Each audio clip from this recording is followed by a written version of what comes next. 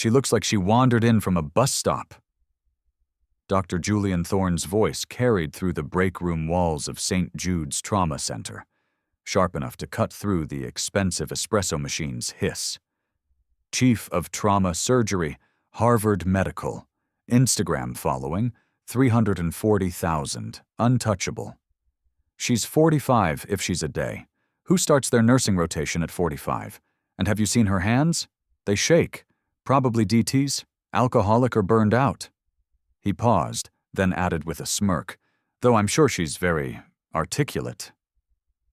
Nurse Jessica Monroe laughed. Where did they even find her? Probably some diversity quota thing. Urban youth program gone wrong, Greg Evans chimed in, and the room erupted in laughter. Sarah Mitchell stood in the hallway, arms full of soiled linens, and heard every word. 45 years old, dark brown skin, natural hair pulled back in a simple bun. 3 weeks at St. Jude's, silent as a shadow. To people like Thorne, she was either invisible or a target. What Dr. Thorne did next would cost him everything he'd ever built. Comment where you're listening from. Subscribe to channel. But here's what nobody knew about the woman they called the Mute. Sarah Mitchell wasn't her real name, not the one that mattered anyway. The real Sarah Mitchell had died 3 years ago in the Argonne Dab Valley when an IED turned a convoy into a crematorium. The woman who walked out of that fire was something else entirely, something the polished doctors of St. Jude's couldn't begin to understand. She was born Sarah Mitchell in Oakland, California, 1980. South Side. Daughter of a single mother who worked double shifts at the county hospital as a nurse's aide, came home smelling like bleach and exhaustion, and still found time to help Sarah with her homework. Her father? Gone before she could remember. Just another black man the system swallowed whole. Her mother saved every penny to send Sarah to college, believing America rewarded hard work if you were twice as good and worked twice as hard. But Sarah didn't go to nursing school. Not at first. At 17, she walked into a Marine Corps recruiting office in downtown Oakland. The recruiter, a white man with a crew cut and a Confederate flag tattoo barely hidden under his sleeve, took one look at her. A young black woman with natural hair and quiet determination in her eyes, and laughed.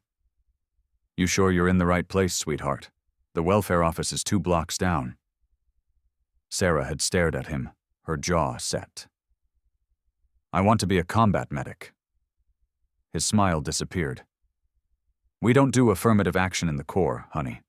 This isn't college." "Good," Sarah said. "Then judge me by my scores." She enlisted the day after her 18th birthday. Her mother didn't speak to her for 6 months. But Sarah had seen something her mother hadn't. She'd watched her mother work herself to exhaustion for poverty wages. She'd watched the system fail them both. She decided she'd learn to save people the system left behind. What happened next changed everything. Boot camp, medic training, advanced trauma life support.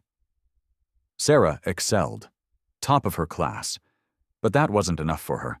In 2003, she applied for the Para-Rescue Pipeline, the most elite combat medical program in the military. PJs, they called them. So others may live. Only men had ever completed it, and no black women had even been allowed to try. The instructors told her she'd wash out in a week. One even pulled her aside before training started. "Listen, I'm not racist or anything, but physically, your people aren't built for this. It's just biology.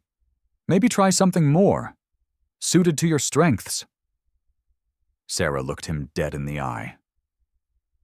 "My people survived the Middle Passage, slavery, Jim Crow, and redlining. I think I can handle your obstacle course."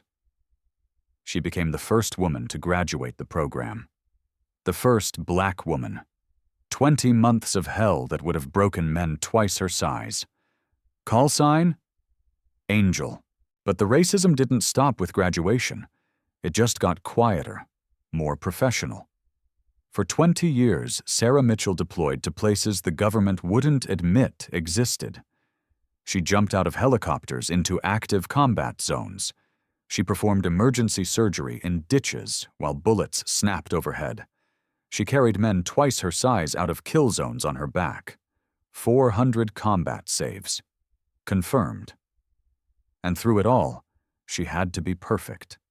Because one mistake from a black woman in a white man's world wasn't just a mistake. It was proof that she never belonged there in the first place. She watched white male medics make errors and get second chances. She watched them get promoted for doing the same work she did.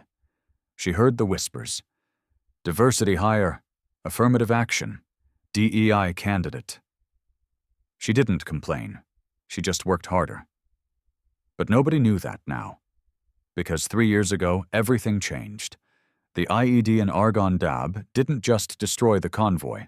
It destroyed the woman Sarah had been. Traumatic brain injury, spinal fractures, titanium rods holding her together, medical retirement at age 42, honorable discharge. Thank you for your service. The silence of civilian life nearly killed her. For 2 years, she drifted. The VA gave her pills and appointments that took 6 months to schedule. The pills made her numb.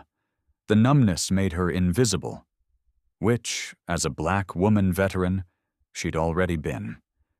The civilian world didn't know what to do with her. She was too qualified for entry-level positions, but not a culture fit for anything better. She'd spent 20 years being vital, necessary, the difference between life and death. Now she was just another middle-aged black woman with shaking hands and nightmares nobody wanted to hear about. When she applied to nursing positions under her real credentials, Lieutenant Sarah Mitchell, pararescue, 400 combat saves, she got rejection after rejection. Overqualified. We're looking for someone with more recent civilian experience. We're going in a different direction. Translation: we don't want you. That's when she applied to St. Jude's, not under her real credentials. She couldn't handle the attention, the questions, the hero worship from people who'd never held someone's intestines in their hands while calling in a medevac. She applied as Sarah Mitchell. Associate degree in nursing. Previous experience, nursing home care. References, unremarkable. She just wanted to be useful again. Quietly. This was her first mistake. St. Jude's Trauma Center wasn't a hospital. It was a kingdom, and Dr. Julian Thorne was its uncrowned prince. Thorne came from Connecticut money. Old money mixed with new. His father owned pharmaceutical patents worth $400 million. His mother sat on the boards of 3 hospitals and a medical school. Julian himself had graduated Yale undergrad, Harvard Medical, and done his surgical residency at Johns Hopkins. At 38, he was the youngest chief of trauma surgery in St. Jude's 140-year history. His Instagram showed him in designer scrubs, posting motivational quotes about excellence and discipline. His TikTok featured him doing surgery demonstrations set to pop music. He had 340,000 followers who called him Dr. Dreamy and sent him marriage proposals. He was also a coward who froze under pressure, but nobody knew that yet. Sarah's first day at St. Jude's, nurse manager Karen Hartley handed her a mop. "The regular janitorial staff called out sick," Karen said, not meeting Sarah's eyes. "I need you to cover the 4th floor surgical wing." Sarah took the mop. She didn't argue. She'd cleaned latrines in 120-degree heat in Kandahar. She could clean floors. But this wasn't about cleaning. This was about putting her in her place. Every day for 3 weeks, they found new ways to humiliate her. Greg Evans, a second-year resident with a trust fund and an attitude problem, threw his dirty lab coat at her. "Take that to laundry and grab me a coffee. Black, like you." He laughed like it was a joke. Sarah didn't react. Jessica Monroe, lead surgical nurse and Thorne's rumored girlfriend, assigned Sarah to graveyard shifts nobody else wanted. midnight to 8 a.m., 6 days a week. "Someone your age should be grateful to have any shifts at all," Jessica said, with a smile that didn't reach her eyes. Then, lowering her voice, "And between you and me, we have standards here. This isn't, well, you know." Sarah knew. Dr. Thorne himself never spoke directly to Sarah. He didn't have to. His contempt was clear in the way he'd hand instruments to other nurses and ignore her completely, even when she was standing right there. The way he'd sigh dramatically if she entered a room. The way he'd clutch his wallet if she walked past. The way he'd make jokes about senior citizen nursing students and urban healthcare workers that everyone laughed at. Nobody helped. Nobody spoke up. This is when Sarah started to understand what was really happening. It wasn't just ageism or casual workplace cruelty. It was a test. The elite doctors and nurses of St. Jude's had a culture, an ecosystem. They were protecting it. Anyone who didn't fit, anyone who didn't look like them, sound like them, come from their neighborhoods, anyone who threatened the hierarchy, anyone who made them uncomfortable by existing in a space that wasn't meant for them, had to be broken down or driven out. Sarah had seen this before. In the military, they'd at least been direct about it. Here, in the civilian world of prestigious hospitals and powerful doctors, it was all smiles and microaggressions, death by 1,000 cuts. She'd survived worse. She'd survived being the only black woman in rooms full of men who didn't think she belonged. She'd survived instructors who wanted her to fail. She'd survived combat. She could survive this. She decided to outlast them. What she didn't know was that Commander Marcus "Breaker" Hayes was about to change everything.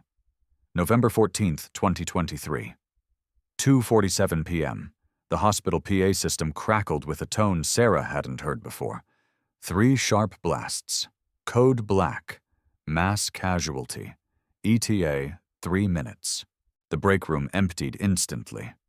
Dr. Thorne sprinted toward Trauma Bay 1, barking orders. "Jessica, Prepper 1. Greg, get the blood bank on the line. This is it, people. We have VIPs coming in from the airfield." Sarah stood by the linen cart, not assigned to the trauma bay. Her job was to mop up afterward. But as the sirens wailed closer, she heard a sound that made her blood freeze. The rhythmic thumping of a Pivehawk helicopter. That wasn't a civilian medevac. That was a military special operations bird. Sarah's hands, which had been shaking slightly, went completely still. Something had gone very, very wrong. The trauma bay doors exploded open. Paramedics burst in, accompanied by 2 massive men in tactical gear and earpieces. They wheeled in a stretcher. The patient was a catastrophe of blood-soaked gauze and shattered bone. "Male, early 40s, multiple gunshot wounds to thoracic cavity," the lead paramedic shouted, voice cracking. "BP 60 over 40 and dropping. 40. We lost his pulse twice in the bird." Dr. Thorne stepped up, ego swelling to fill the room. "I've got this. Clear the way. Get a line in him. Type and cross-match for O-neg, stat." The tactical operators hovered like attack dogs. One of them, a bearded giant with a scar running down his neck, grabbed Thorne's scrub sleeve. "Doc," the man growled. "This is Commander Hayes. You lose him, there's no hole deep enough for you to hide in." Thorne yanked his arm away. "Get these men out of my OR. I'm trying to save a life here." Security ushered the operators out. The tension remained thick enough to drown in. On the table, Commander Marcus Hayes was dying. Sarah shouldn't have been there. She was supposed to be restocking supply closets on the 4th floor. But something pulled her toward the trauma bay. Old instincts, the sound of the helicopter, the controlled chaos that wasn't quite controlled enough. She slipped into the observation area, staying in the shadows. On the table, Hayes was coding. The monitor screamed a flat, dissonant tone. "Fib!" Jessica screamed. "Paddles! Charge to 200, Thorne yelled. "Clear!" Thump. Nothing.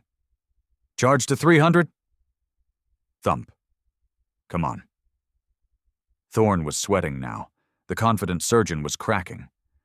Sarah watched his hands, watched the way he was focusing on the chest wounds, missing the bigger picture.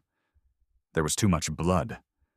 The arterial spray was hitting the floor every time they did compressions, but it wasn't coming from the chest cavity alone. Sarah saw what Thorne missed.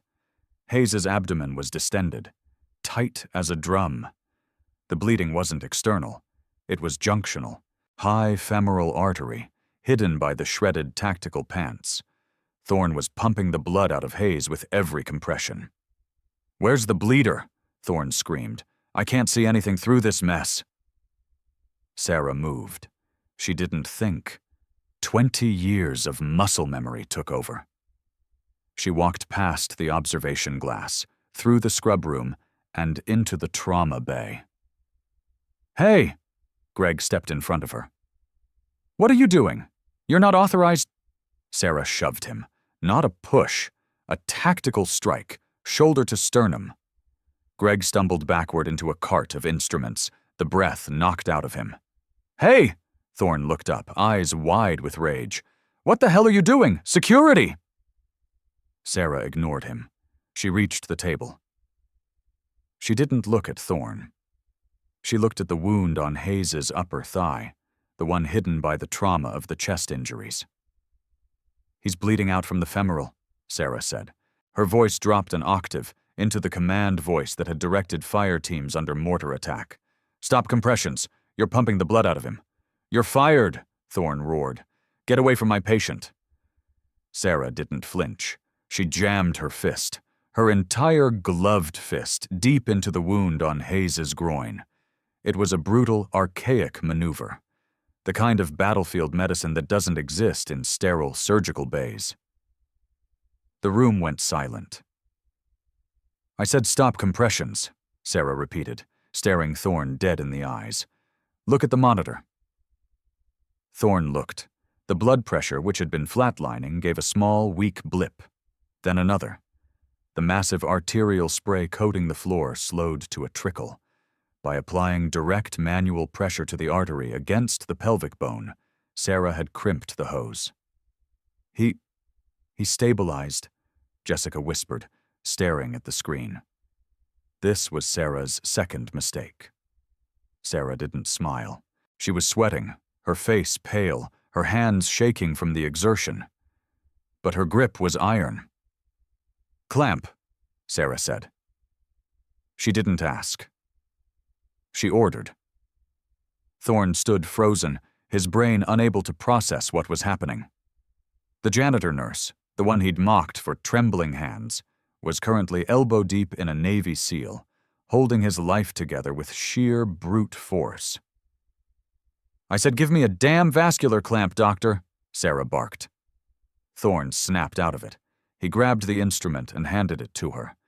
With a dexterity that belied her earlier shaking, Sarah navigated the blood-slicked cavity, found the torn artery, and clamped it blind. She slowly withdrew her hand. The monitor held steady.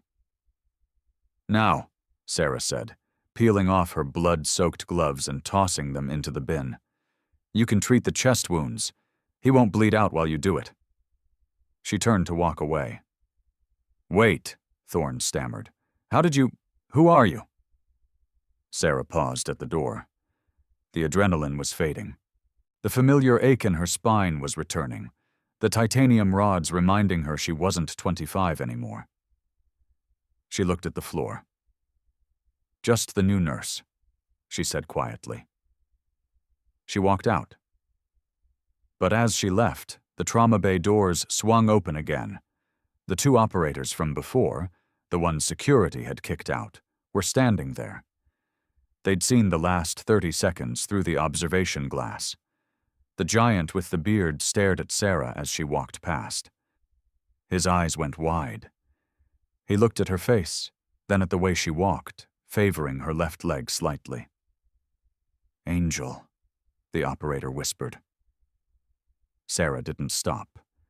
She kept walking until she reached the locker room, where she sat on a bench and buried her face in her hands. She had broken cover. She had broken protocol, and she had definitely just gotten herself fired. What happened next will shock you. Inside the trauma bay, Commander Hayes's vitals were stabilizing. But the drama was far from over. Dr. Thorne was already spinning the narrative in his head. By the time he walked into Administrator Marcus Sterling's office 2 hours later, he had a full story prepared. "She assaulted a resident, Marcus," Thorne said, smoothing his pristine white coat. "She physically shoved Dr. Evans, and then she shoved her unwashed hands into a sterile surgical cavity. It's a miracle Commander Hayes didn't go into septic shock immediately. I had to intervene, repair the damage she caused, and stabilize the patient myself." Administrator Sterling tapped his pen on the mahogany desk. Sterling was 62, silver-haired, and cared more about St. Jude's endowment fund than actual patient care. "But the patient is alive." "Because of me," Thorne lied without blinking. "I guided the team. She was a disruption, a dangerous, unhinged disruption. I want her license revoked, and I want her gone. If the Navy finds out a geriatric, shaky-handed nurse was manhandling a SEAL commander, we'll lose the military contract." Sterling nodded slowly. "You're right. We can't risk the liability. Draft the termination papers. I'll have security escort her out before the shift change." While the administration plotted her demise, Sarah was down in the sterilization room, scrubbing instruments. The water was scalding hot, turning her hands raw and red. But she didn't feel it. She was lost in a memory. A dust storm in the Argon Dab Valley. The smell of burning diesel. The weight of a dying boy in her arms, who kept asking for his mother in a language she didn't speak. She knew she was done. She knew Thorne would spin it. In the civilian world, results didn't matter as much as protocol. In her old life, if you saved the hostage, you were a hero. Here, if you saved the patient but didn't fill out the right form, you were a liability. Up in the ICU, the atmosphere was heavy. Commander Marcus "Breaker" Hayes was awake, though heavily sedated. He was a man carved from granite, with eyes that had seen too much darkness to ever truly close. His team, the operators who'd brought him in, were standing guard. They refused to leave the room despite the nurses' protests. "Unit integrity," the bearded giant, whom the others called Dutch, growled at a terrified nurse. "We don't break it." Dr. Thorne breezed into the room, a practiced smile plastered on his face. He held a clipboard. "Gentlemen," Thorne nodded to the operators, then turned to the bed. "Commander, good to see you with us. That was a close call. Touch and go. But I managed to clamp the femoral just in time. You're a lucky man." Hayes blinked, his vision clearing. He looked at Thorne. He looked at the surgeon's soft, manicured hands. "You!" Hayes rasped. His voice sounded like grinding stones. "Yes," Thorne beamed. "I'm Dr. Thorne, Chief of Trauma Surgery. I led the team."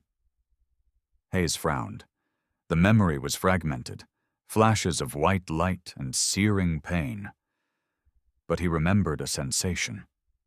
A grip. It hadn't been the tentative, probing touch of a surgeon afraid to break something. It had been a violent, decisive intrusion that hurt like hell, but stopped the cold feeling of death spreading in his legs. And he remembered a voice. Not this man's smooth baritone. A woman's voice, raspy, smoky, commanding. "There was a woman," Hayes whispered. Thorne's smile didn't waver, but his eyes tightened. "Ah, yes, the nurses. They were assisting me. Standard procedure." "No," Hayes said, struggling to sit up before the pain forced him back. "Not a nurse, a soldier." Thorne laughed lightly, a condescending sound. "The anesthesia plays tricks on the mind, Commander. There are no soldiers on my medical staff. Just highly trained doctors. Now rest. You need your strength." Thorne turned to leave, signaling the nurses to increase the sedative. But as he walked past Dutch, the giant operator stepped into his path. Dutch was 6'5" and built like a tank. Doc, Dutch said. Yes? Thorne looked annoyed. Who was the woman with the gray eyes? The one who walked out? Thorne scoffed. A nobody. A temp nurse. She's being terminated as we speak for incompetence. Don't worry. She won't be anywhere near the commander again. Thorne walked out, feeling triumphant. Dutch watched him go. Then he looked back at Hayes. The commander's eyes were open, and the fog was clearing. Dutch, Hayes whispered. I'm here, boss. He's lying, Hayes said. I know. Find her. This is when everything changed. Sarah sat in the small, windowless office of Human Resources. Across from her sat Karen Hartley, who looked more bored than angry. Ms. Mitchell, Karen sighed, sliding a piece of paper across the desk. Dr. Thorne has filed a formal incident report. Insubordination, physical assault on a resident, and practicing outside the scope of your nursing license. We have no choice but to terminate your employment effective immediately. Sarah looked at the paper. Termination. She didn't argue. She didn't explain that Thorne had been freezing up, or that the resident had been in the way. She simply nodded. Okay, Sarah said softly. Please hand over your badge, Karen said. Sarah unclipped the plastic ID from her scrub top and placed it on the desk. It felt lighter than it should. You have 20 minutes to clear out your locker. Security will escort you to the exit. Sarah stood up. Her back ached. The old shrapnel wound in her hip was throbbing, a reminder that it was going to rain soon. She walked out of the office, flanked by 2 security guards who looked at her like she was a criminal. They marched her through the main hallway. It was shift change. The hallway was crowded with doctors, nurses, and residents. They all stopped to watch. News travels fast in a hospital. Everyone knew. The weird mute nurse had finally snapped and gotten fired. Good riddance, Greg, the resident she'd shoved, sneered as she passed. He was holding an ice pack to his chest. Hope you enjoy flipping burgers. Nurse Jessica was there, too, shaking her head. I told you she wasn't cut out for this. Too unstable. Sarah kept her eyes forward. She carried a small cardboard box containing a stethoscope, a spare pair of socks, and a framed photo of a dog that had passed away years ago. That was it. That was her whole life at St. Jude's. She reached the lobby. The automatic doors were just ahead. Freedom. Silence. Hold it! The shout was so loud it rattled the glass in the reception booth. The security guard stopped. Sarah stopped. Down the long corridor coming from the elevators was a phalanx of men. It was Dutch and 3 other operators. They weren't walking. They were moving with a purpose that made the doctors and visitors scramble out of the way. Dutch spotted Sarah. He pointed a finger at her. You, Dutch bellowed. Don't move. The security guards put their hands on their belts. They didn't carry guns, just tasers. Sir, you can't be down here. This is a restricted... Dutch didn't even look at the guard. He just kept walking until he was standing 2 feet from Sarah. He towered over her. The hallway went dead silent. Everyone was watching. Was she in trouble? Had she hurt the patient? Was this the military police coming to arrest her? Greg smirked. Oh, this is going to be good. They're going to arrest her. Dutch looked down at Sarah. He looked at the cardboard box in her hands. Then he looked at her face, studying the scar above her eyebrow, the gray eyes, the way she stood with her weight distributed evenly, ready to move. Ma'am, Dutch said, his voice surprisingly gentle for a man of his size. Commander Hayes is asking for you. Sarah tightened her grip on the box. I don't work here anymore. I was just fired. Dutch's head snapped up. He looked around the lobby, his eyes scanning the crowd until they landed on Dr. Thorne, who had just come down to enjoy the show. Fired?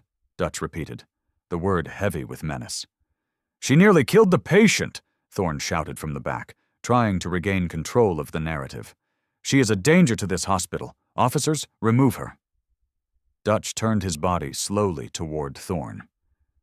The other 3 operators fanned out, creating a protective perimeter around Sarah. It was a subtle tactical move. Diamond formation, used to protect a VIP. "Nearly killed him?" Dutch asked, his voice low. "Yes," Thorne sputtered, his face turning red. That man up there is alive because someone knew how to crimp a femoral artery without seeing it," Dutch interrupted. "And I know for a fact, doctor, that it wasn't you. I saw the security footage from the bay." A gasp went through the lobby. "That's confidential property," Thorne protested. "It's evidence," Dutch corrected. "And I saw a woman with a distinct limp and a left-handed clamp technique save my CO's life while you were screaming for electricity." Dutch turned back to Sarah. He saw the way she was looking at the floor, trying to disappear. He saw the shame she shouldn't be feeling. "We checked your file, ma'am," Dutch said softly, so only she could hear. "Or the file you gave HR, Sarah Mitchell, associate's degree in nursing, previous experience, nursing home." Sarah didn't look up. "But then I made a call to a friend at the Pentagon," Dutch continued. "I gave him your vitals and your description, and he told me there is no Sarah Mitchell matching your profile." Sarah's eyes snapped to his. "He told me," Dutch smiled, a sad, respectful smile, "that there is a Jane Doe, retired from the 24th Special Tactics Squadron, call sign Angel. The only woman, the only black woman, to ever complete the PJ pipeline and serve with the teams. Off the books, credited with 400 combat saves. One of the most decorated medics in Special Operations history." Dutch's voice grew louder, addressing the whole lobby now. "This woman saved more American lives in 1 year than everyone in this hospital will save in their entire careers, and you people treated her like she was nothing." The box slipped from Sarah's hands. It hit the floor with a thud.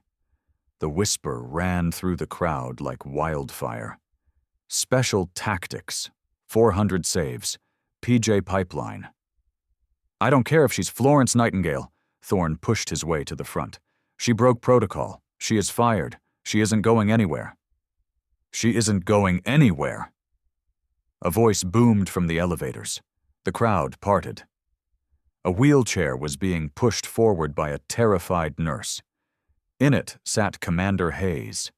He was pale, hooked up to a portable IV and a monitor, and he looked like death warmed over. But he was sitting upright. "Commander, you cannot be out of bed," Thorne shrieked. Hayes ignored him. He looked across the lobby at Sarah.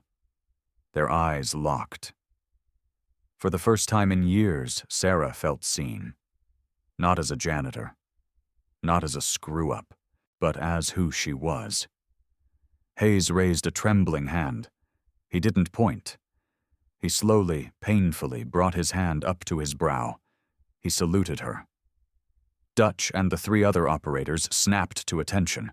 Their boots slammed into the linoleum floor in unison. Crack! They raised their hands in a sharp, crisp salute. The silence in the lobby was deafening. "Lieutenant," Hayes rasped, using her old rank, "I believe you have my life in your hands again." Sarah's lip trembled.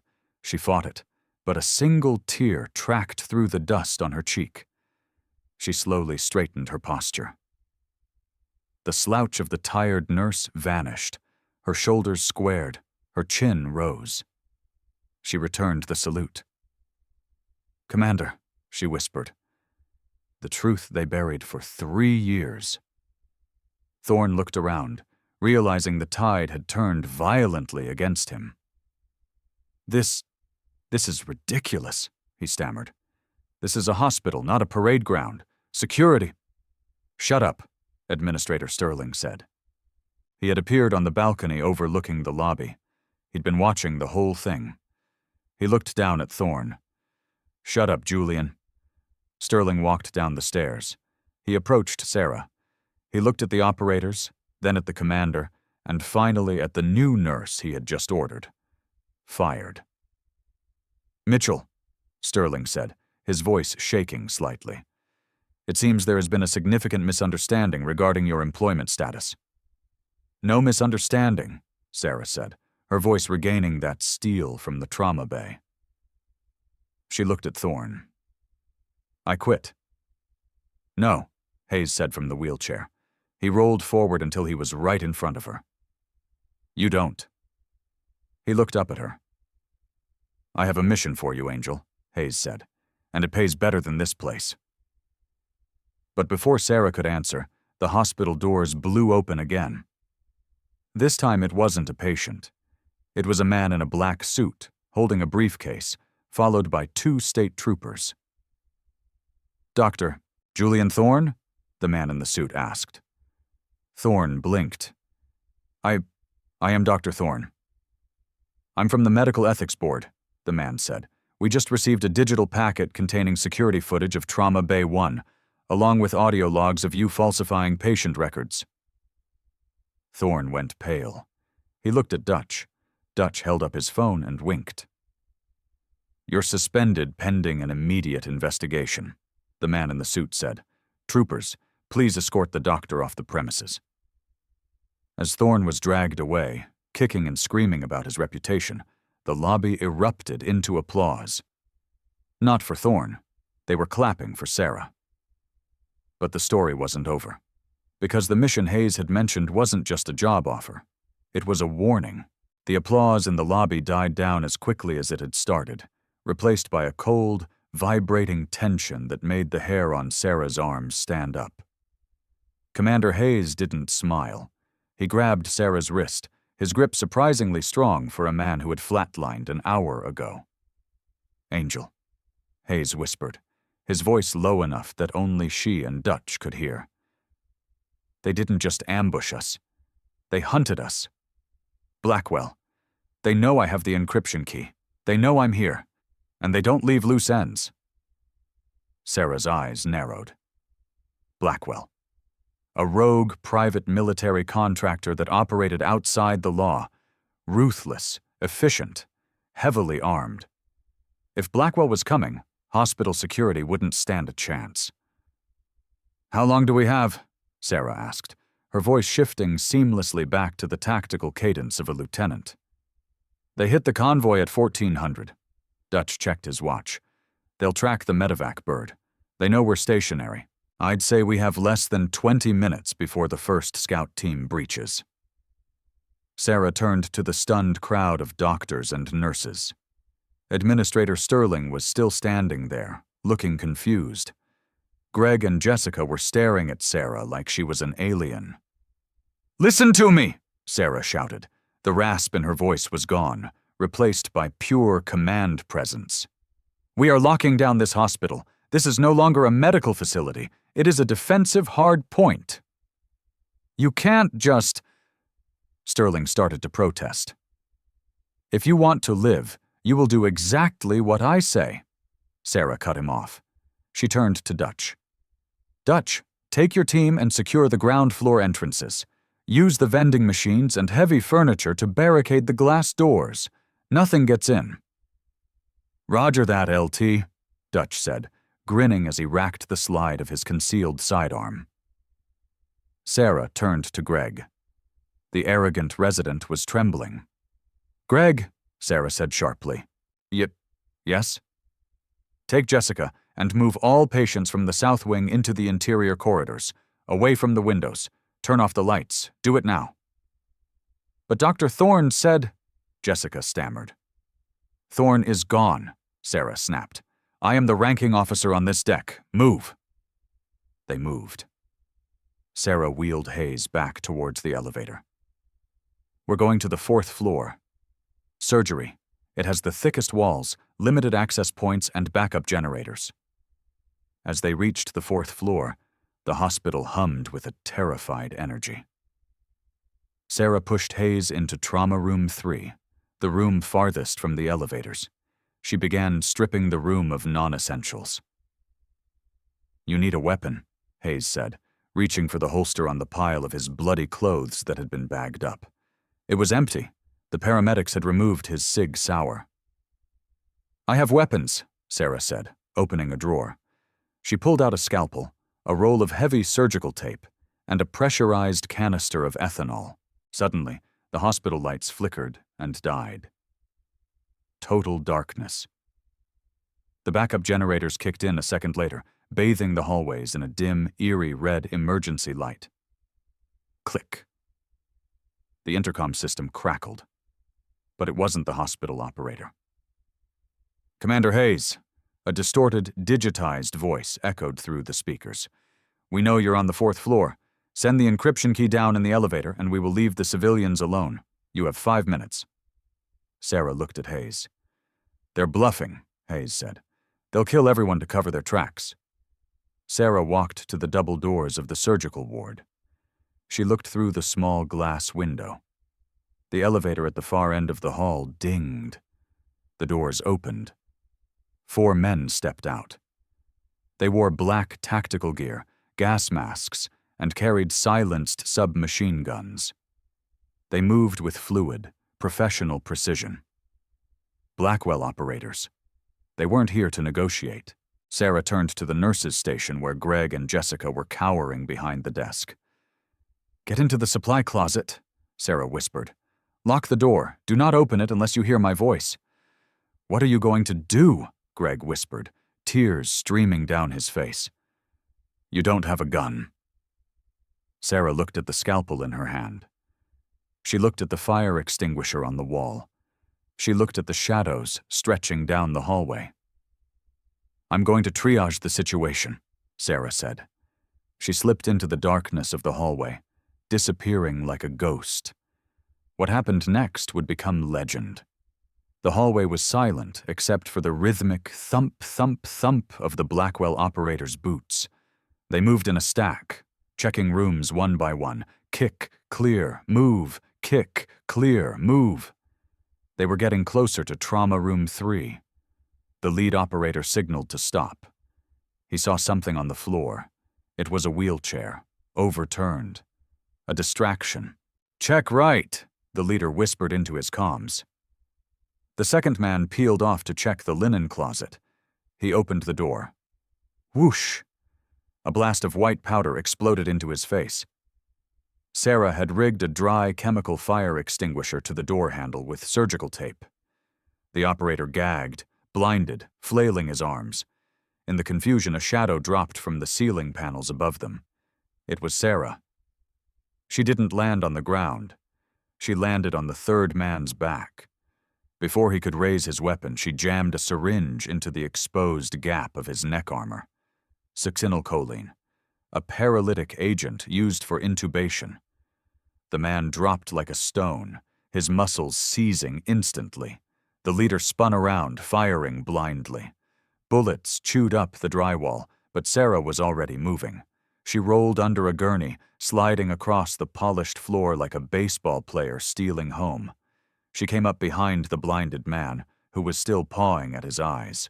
She kicked the back of his knee, bringing him down, and snatched the MP5 submachine gun from his hands.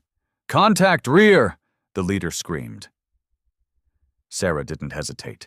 She wasn't a nurse anymore. She was Angel. She fired 2 controlled bursts. The leader took a hit to his vest and stumbled back, taking cover behind the nurse's station desk. The 4th man sprayed fire down the hall, forcing Sarah to dive into an open patient room. She's armed! The leader yelled. Flank her! Frag out! A grenade skittered across the floor, stopping just outside Sarah's door. Sarah saw it. She didn't have time to run. She grabbed a heavy lead-lined apron used for X-ray protection that was hanging on the door hook. She threw it over the grenade and dove behind the solid oak bed frame. Boom! The explosion shook the floor. The lead apron absorbed most of the shrapnel, but the concussion wave rattled Sarah's teeth and made her ears ring. Dust and smoke filled the corridor. Move up, move. She's stunned, the leader commanded. The 2 remaining operators advanced through the smoke. Sarah was dazed. Her vision swam. Blood trickled from her nose. She checked the MP5, jammed from the impact. Useless. She looked around the room. An oxygen tank, a defibrillator. She grabbed the defibrillator paddles and hit the charge button. Whine. Clear. Left, a voice said right outside the door. A black boot stepped into the room. Sarah didn't wait. She lunged. She didn't aim for the man. She aimed for his weapon. She battered the barrel aside with her left hand, screaming as the hot suppressor burned her palm. With her right hand, she slammed the defibrillator paddle against the man's chest, right over his heart. Clear! Sarah yelled. Zap! 360 joules of electricity surged through the operator. His body went rigid. His finger clamped down on the trigger, sending a spray of bullets into the ceiling before he collapsed, convulsing. One man left. The leader. Sarah grabbed the fallen man's pistol. A Glock 19. She rolled onto her back, aiming at the door. But no one came in. Silence. You're good, the leader's voice called out from the hallway. For a nurse. I'm not a nurse, Sarah called back, her voice steady despite the pain in her hand. I know, the voice said. Angel, we read your file. Pity, you could have worked for us. I don't work for traitors. Then you die. A metal canister rolled into the room. Not a frag grenade. Flashbang. Sarah squeezed her eyes shut and covered her ears. Bang! Even with her eyes closed, the light was blinding. Her ears screamed. She was disoriented. The leader stormed the room. He saw her on the floor. He raised his rifle to her head. Goodbye, Angel. Click. The hammer fell on an empty chamber. He had fired his last rounds at the ceiling during the confusion with his partner. The leader cursed and reached for his sidearm, but the half-second delay was all Sarah needed. She didn't shoot him. She swept his legs. He hit the ground hard. Sarah was on top of him instantly. It was a brawl now. Brutal close-quarters combat. He was stronger, heavier. He punched her in the face, splitting her lip. She took the hit and head-butted him, her forehead smashing into his nose. He roared and grabbed her throat, squeezing. Black spots danced in Sarah's vision. She couldn't breathe. Her hand scrabbled on the floor. She felt cold metal. A pair of trauma shears she had dropped earlier. With her last ounce of strength, she drove the shears down into the weak point of his tactical vest, the shoulder strap connection. He screamed and released her. Sarah rolled away, gasping for air. She grabbed the Glock she had dropped. The leader stumbled to his feet, pulling a knife. Stay down, Sarah warned. He lunged. Bang, bang. 2 shots to the chest. The leader fell backward, crashing into a cart of sterile gauze. Silence returned to the 4th floor. Sarah sat there for a moment, panting, blood dripping from her nose and lip. Her scrub top was torn, revealing the old scars on her arms. Is it over? Sarah spun around, gun raised. It was Greg. He was peeking out of the supply closet, his face pale as a sheet. He looked at the bodies of the highly trained Blackwell mercenaries scattered in the hallway. He looked at the burnt mark on the wall from the grenade. And then he looked at Sarah. She was covered in dust, blood, and sheetrock. She looked terrifying. She looked magnificent. Check the stairwell, Greg, Sarah said, standing up and wiping the blood from her mouth.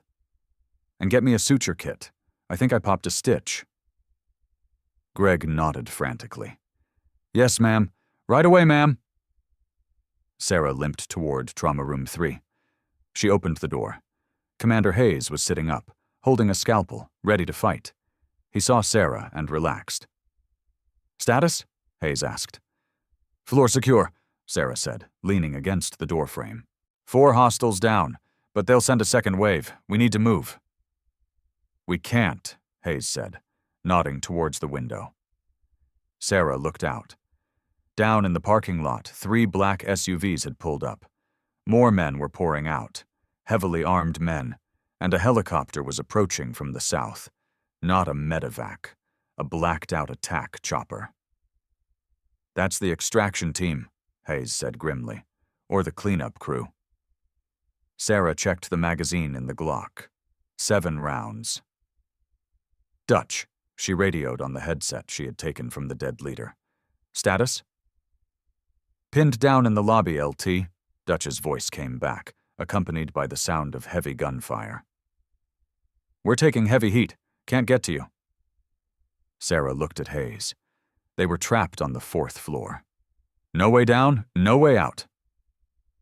Looks like we have to do this the hard way, Sarah said. What's the hard way? Hayes asked. Sarah looked at the oxygen tanks lining the wall. She looked at the approaching helicopter. A crazy, desperate plan formed in her mind. We're going to the roof, Sarah said. To surrender? No. Sarah's eyes flashed with cold determination. To take their ride. The receipts that proved everything. The stairwell to the roof was a vertical tunnel of concrete and darkness. Sarah didn't push the wheelchair. The stairs made that impossible. Instead, she had Commander Hayes's arm draped over her shoulder, her body acting as a crutch for his shattered frame. Every step was a battle against gravity and pain. Leave me, Hayes gritted out, sweat stinging his eyes. You can make it to the perimeter. Negative, Sarah panted, her legs burning. We leave together, or we don't leave. They burst through the heavy steel fire door and onto the roof. The world exploded into noise and wind. A sleek, matte black MH-6 Little Bird helicopter was hovering just feet above the helipad, its rotors whipping the rain into a frenzy.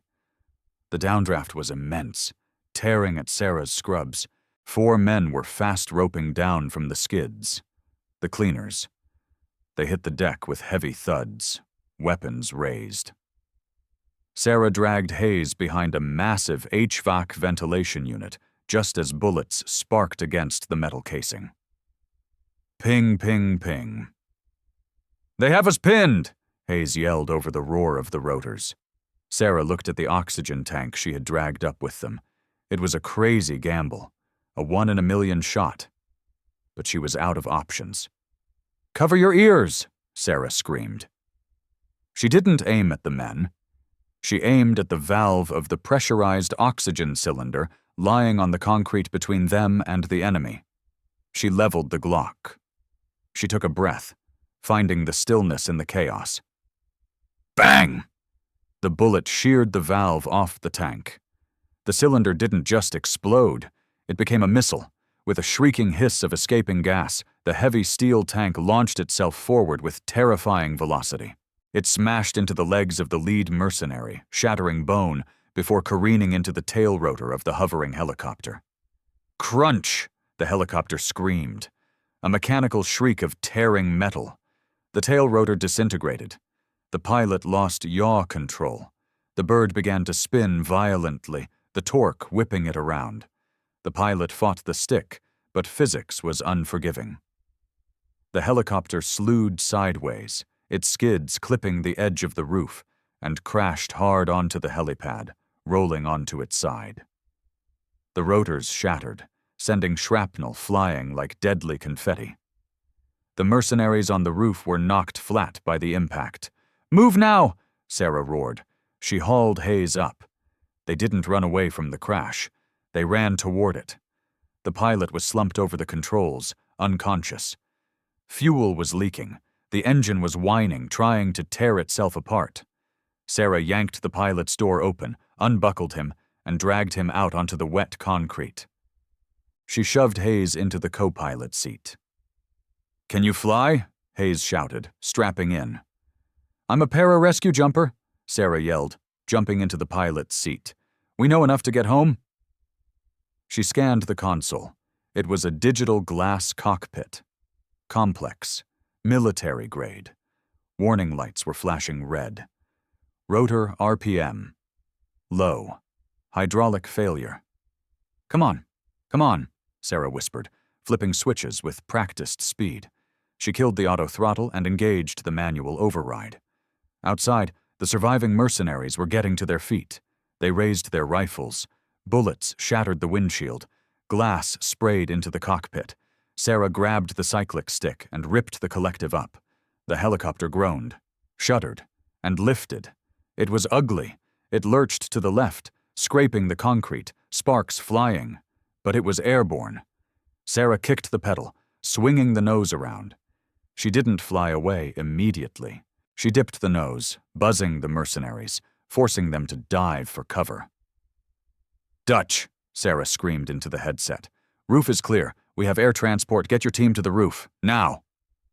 "Negative, Angel." Dutch's voice crackled, sounding strained. "We're cut off. Elevators are disabled. We're holding the lobby, but we're out of ammo." Sarah looked at the fuel gauge. Low. She looked at Hayes. He was fading again. The G-force was taking its toll. She made a choice. "Hold on," Sarah said. She pushed the stick forward. The damaged helicopter dove off the side of the building. For a terrifying second, they were free-falling toward the parking lot 4 stories below. Then Sarah pulled up at the last second, leveling out just 50 feet above the ground. She hovered right in front of the hospital's main glass entrance, the lobby where the battle was raging. Inside, Dutch and his team were pinned behind the reception desk. Blackwell operators were advancing. Sarah didn't have guns on the chopper. The crash had jammed the miniguns. But she had something else. "Brace," Sarah said. She spun the helicopter around, aiming the engine exhaust and the massive downdraft directly into the shattered lobby doors. The force of the rotor wash was like a hurricane. It blasted into the lobby, sending furniture, glass, and Blackwell operators flying backward. The dust and debris created a blinding storm. "Go, go, go!" Sarah screamed into the radio. Dutch saw the opening. He grabbed his wounded teammate. "Move to the evac zone, the parking lot." The operators sprinted out of the lobby, using the helicopter as a shield. They scrambled into the back of the hovering bird, hauling themselves onto the skids. "We're clear! Punch it!" Dutch yelled. Sarah pulled the collective. The helicopter screamed one last time and surged upward, climbing into the rainy night sky, leaving the chaos of St. Jude's Hospital behind them. Below them, flashing lights of police and FBI units were finally swarming the grounds. The cavalry had arrived, but they were 10 minutes too late. If it hadn't been for the nurse with the shaking hands, everyone would be dead. The justice nobody expected. The private airfield in Virginia was quiet. The sun was setting, casting long orange shadows across the tarmac. Sarah stood by the chain-link fence, wearing civilian clothes, jeans and a leather jacket. Her arm was in a sling, and she had a butterfly bandage over her eye. A black government sedan pulled up. Dutch got out first, looking clean-shaven and wearing a dress uniform. He opened the back door. Commander Hayes stepped out. He was on crutches, but he was standing. He wore his full dress whites. The gold trident of a Navy SEAL gleamed on his chest. He walked over to Sarah. "They told me you declined the medal," Hayes said softly. Sarah shrugged, looking at the runway. "I didn't do it for a medal. I just wanted to do my job." "You did a hell of a lot more than that," Hayes said. "Blackwell has been dismantled. The files you secured, they took down 3 corrupt senators and half the defense board. You cleaned house, Angel." "I'm retired, Commander," Sarah said. "Or I was supposed to be." Hayes reached into his pocket. He pulled out a small velvet box. "The Navy can't officially recognize what happened at that hospital," Hayes said. "But the Brotherhood can." He opened the box. Inside wasn't a medal. It was a pin, a small golden angel wing. "The guys from the squadron voted," Hayes smiled. "You're not Angel anymore. Your new call sign is Valkyrie, because you choose who lives and who dies." Sarah took the pin. She felt a lump in her throat. "What about the hospital?" Sarah asked. "Dr. Thorne?" Dutch laughed, stepping forward. "Thorne? He's currently facing federal charges for medical negligence and fraud. And get this, Administrator Sterling resigned. The board appointed a new chief of nursing. Who? Jessica, Dutch grinned. She grew a backbone that night. She told the FBI everything. Sarah smiled. It was a real smile this time. So, Hayes said, the job offer still stands. We need a medic for a new task force. No red tape, no administrators, just the mission. Sarah looked at her hands. They weren't shaking anymore. She looked at Hayes, then at the horizon. When do we start? What this story is really about. Back at St. Jude's, the break room was quiet. A new nurse was restocking the shelves. Greg, the resident, walked in. He looked different, humbled. He saw the new nurse struggling with a heavy box. In the past, he would have ignored her. He would have laughed. Hey, Greg said, stepping forward. Let me get that for you. Thanks, doctor. The nurse smiled. Greg looked at the empty locker in the corner, the one that used to belong to Sarah. Someone had taped a small printed picture to it. It was a blurry photo from a security camera, showing a woman standing amidst the smoke, holding a defibrillator paddle like a shield. Underneath it, someone had written one word in Sharpie: respect. Greg tapped the photo, then turned back to the room. Carry on, he said. The legend of the nurse who was a soldier would never leave those halls, and the doctors never laughed at a new hire again. The bigger picture nobody wants to talk about. This story isn't just about combat. It's about the invisible battles people fight every day. Sarah Mitchell represents the thousands of black veterans who walk among us, carrying skills and burdens we can't see, who served their country with distinction and came home to a nation that still sees them as threats instead of heroes. The doctors judged her by her silence, mistaking trauma for weakness and humility for incompetence. They saw a middle-aged black woman with shaking hands and assumed the worst. Drugs, alcohol, failure. They never asked why her hands shook. They never asked what she'd done before. They never asked what she'd survived. They saw her blackness and her age and decided she wasn't worth their time. In a world obsessed with status and ego, where a black woman has to be twice as good to get half the recognition, Sarah reminds us that true strength doesn't need to announce itself. It just steps up when the fire starts. How many times have you dismissed someone because they didn't fit your idea of competence? How many times have you judged someone by their appearance, their age, their race, their silence? How many times have you seen a black woman and assumed she wasn't qualified? How many times have you clutched your wallet, locked your car door, or questioned someone's credentials because of the color of their skin? That janitor? That quiet co-worker? That black woman doing the grunt work nobody else wants? She might be the only one capable of saving your life. Sarah Mitchell spent 20 years saving people in the worst conditions imaginable. She came home to a country that gave her pills instead of purpose. A system that valued credentials over capability. A hospital that saw her black skin and shaking hands and assumed weakness, never asking why they shook, never asking what she'd survived. Those hands shook because they'd held dying boys in the dirt of Kandahar, because they'd performed emergency surgery under enemy fire, because they'd saved 400 lives while the people mocking her were still in medical school, learning from textbooks. And when the moment came, when a white doctor froze and a Navy SEAL was dying, those shaking black hands were the steadiest thing in the room. Let me ask you something. Have you ever been dismissed because of your age, your background, the way you look, the color of your skin? Have you ever been the only black person in a room and felt every eye on you, waiting for you to fail? Have you ever been told you only got the job because of diversity quotas, not because you earned it?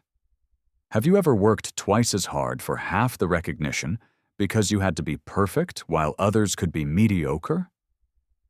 Have you ever watched someone less qualified get promoted because they had the right connections, the right accent, the right last name, the right skin color? Have you ever done everything right and still been treated like you didn't belong? Have you ever been called articulate, like it was a surprise? Have you ever had someone clutch their purse when you walked by? Have you ever been followed in a store, questioned by security, or had the police called on you for existing in a space where someone decided you didn't belong? Drop your story in the comments. Because this isn't Sarah's story alone. This is the story of every Black woman who's been underestimated, every person of color who's been told they're not enough, everyone who's had to prove themselves twice as hard for half the recognition. This is the story of everyone who's been judged by the color of their skin instead of the content of their character. Share this story. Not the sanitized version, the real version. Because the world needs to know that the people they dismiss, the Black women they overlook, the veterans they ignore, might be their only hope when everything falls apart. The Black woman mopping the floor might be the one who saves your life. The quiet person of color in the corner might be the genius you've been looking for. The washed-up, middle-aged Black worker might be the most competent person in the building. But you'll never know if you don't look past your prejudices. You'll never know if you don't see past the color of someone's skin. You'll never know if you keep judging books by their covers. Sarah Mitchell served her country for 20 years. She saved 400 lives. She became the first Black woman to complete one of the most elite military programs in the world. And when she came home, America treated her like she was nothing. Until the day she proved she was everything. Subscribe to channel. Because every week, we tell you the truth they don't want you to know. The stories of people who were dismissed, exploited, and underestimated. And the moment when they proved everyone wrong. Stay just, stay loud, stay free. And remember, true strength doesn't announce itself. It just shows up when it matters most.